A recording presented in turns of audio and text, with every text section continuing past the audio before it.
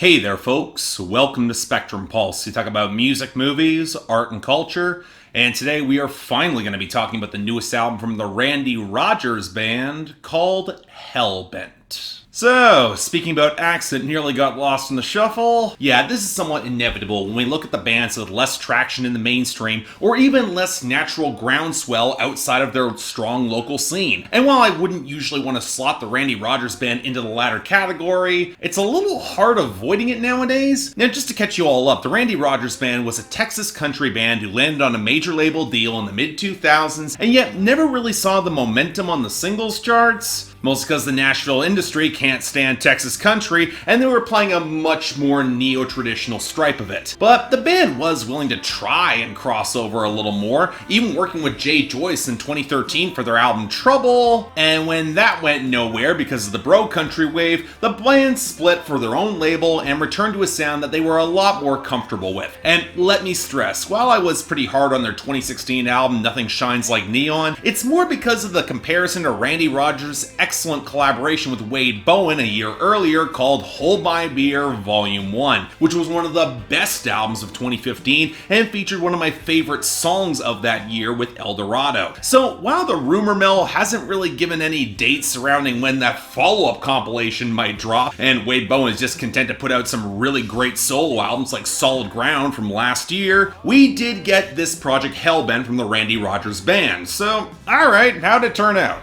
So okay, here's the tricky thing with Hellbent. This is the sort of project that would seem to go consistently in the right direction. From their choice of producer, to their choice to double down on the richer, more organic, neo-traditional tones that have been the backbone of their sound for some time now. Hell, this could have been dropped between 89 and 92, and I doubt most people could really tell the difference in the composition outside of some of the hints of organ, because that's a little bit more modern. Now, all this would set this album up for easy success.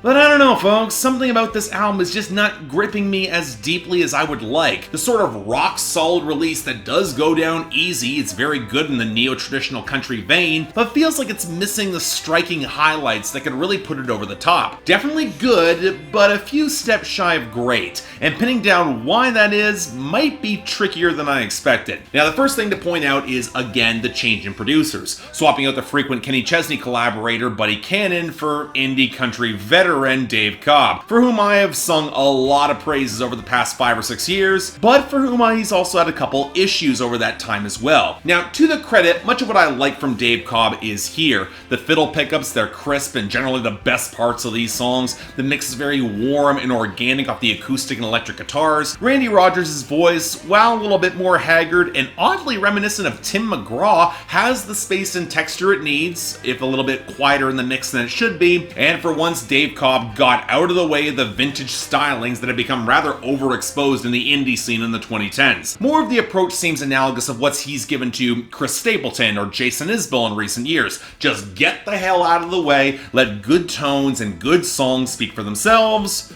with the exception of the bass lines. I don't know what it is at this point, because for as firm as that foundation can be, it doesn't really lend the bass guitar much in the way of texture or rollick, and when combined with an odd and inconsistent muting of some of the drums, it can make a fair few of these tunes feel underdeveloped in the low end. Melodic as all hell thanks to all the strings and the fiddles, but not quite having the foundation that they really should. But you know what, that's a production quibble. To be honest, I can overlook a lot of that if the actual tunes have the distinctive weight and punch to stand on their own, and I'm not really sure they do. Now, don't get me wrong, I would struggle to say that any of these songs are outright bad or out of place coming from the Randy Rogers Band, but I'd also struggle to say that we're getting many outright stunners or even great individual songs. Nothing Shines Like Neon was absolutely a less consistent project, but it did have songs that could jump off the page, which on a compositional level I'm not really getting from Hellbent. There's something almost workmanlike in a lot of these compositions. You would think on an indie label of their own with the flexibility to try anything, you might get more experimentation, but many of these songs feel kind of safe and relatively unchallenging.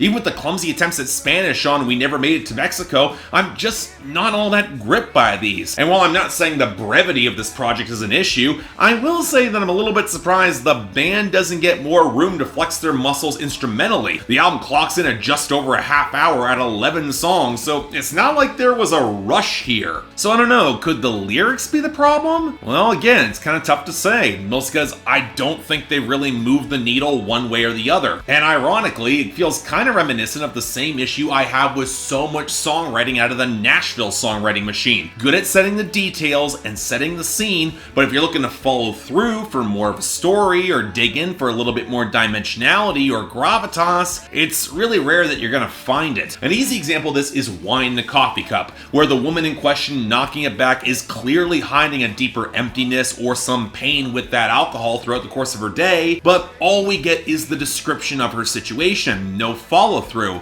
and the entire song can feel a little bit weirdly voyeuristic as a result, especially when earlier on the album, with Drinkin' Money, our protagonist is clearly doing some of the same damn thing. Now, to be fair, the framing of this project as a whole doesn't really feel that judgmental one way or the other, best shown in the exhausted post-one-night stand of Anchors Away, where the exit really is bluntly guaranteed, and I do appreciate how the album is kind of realistic on how and when the relationships will end, like on Hellbent on a Heartache, or We Never Made It to Mexico, or even Fire in the Hole, but there's no way to avoid how clingy a song like I'll Never Get Over You can feel, even despite that really vibrant fiddle line. But on the flip side, Randy Rogers has always had a knack for more meta material in his songwriting, and while I still think Anchors Away and maybe Crazy People are the strongest songs overall in composition and some of the lyrical detail, Good One Coming On, it ends the project on a solid, optimistic note. I've seen this done better on the collaboration with Wade Bowen, but it's still a good song. But to end things off pretty quick,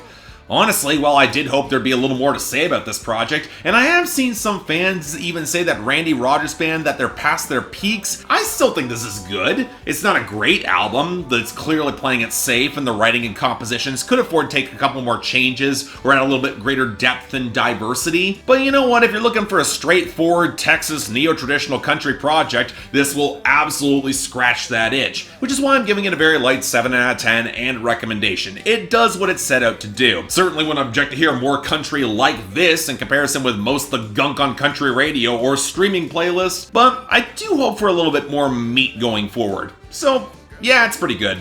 Check this out. So yeah, thanks a lot for watching. If you'd like to like and subscribe, I'd be more than grateful. Now, I don't know what to say about this. Honestly, it might be an adequate fit for the Trailing Edge, but I wanted to give these guys a little bit more shine. I like the Randy Rogers Band as a whole, and hey, as soon as we get Hold My Beer Volume 2, I'm gonna be all over that. But hey, if you want to buy or stream this album, links in the description below, and I got the poll up there. I'm curious where you guys might fall in this, even if you guys have heard it at all. Beyond that, anything else I might be able to do to improve my presentation, I'm all ears. And a friendly reminder that Billboard Breakdown, my weekly show, it's on its own channel now. Links are in the card over here, along with a bunch of other stuff. Please go check it out.